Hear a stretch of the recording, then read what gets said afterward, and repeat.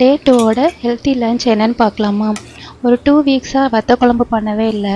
அதான் எனக்கு ரொம்ப கிரேவிங்ஸாக இருக்குது வத்த குழம்பு சாப்பிட்ணுன்னு சொல்லிட்டு இன்றைக்கி வந்து மாங்காய், முருங்கைக்காய் எல்லாமே போட்டு வத்த குழம்பு பண்ணேன். ரொம்பவே டேஸ்டியாக இருந்தது. நான் வந்து சும்மா தக்காளி அந்த மாதிரி போட்டு பண்ண மாட்டேன். அரைச்சி ஊற்றி பண்ணுவேன். அந்த மிளகு, வெந்தயம் அதெல்லாம் போட்டு அது எப்படி பண்ணுறதுங்கிறது வேணும் அப்படின்னா கமெண்ட் பாக்ஸில் சொல்லுங்கள். நான் அடுத்து வந்து நான் பண்ணி காட்டுறேன் நான் எப்படி பண்ணுறேன் அப்படிங்கிறத. கூட வந்து வெண்டைக்காய் பொரியல் ரொம்பவே ஹெல்த்தி. நான் அதனால் அது பண்ணியிருந்தேன். அதுக்கப்புறம் கலர் அப்பளம். யாருக்கெல்லாம் கலர் அப்பளம் வந்து 90s கிட்ஸில் இருக்கிறவங்களுக்கு தெரியும். சின்ன வயசில் கலர் அப்பளம்னா அவ்வளோ விரும்பி கலர் கலராக கையில் ஒவ்வொரு விரலில் மாட்டி மாட்டி சாப்பிடுவோம். ஆனால் இப்போ வந்து மேக்ஸிமம் கடையில் இருக்க மாட்டேங்குது. ரொம்ப தேடி கண்டுபிடிச்சி ஒரு முக்கு மூலையில் ஒரு கடையில் வாங்கினேன்.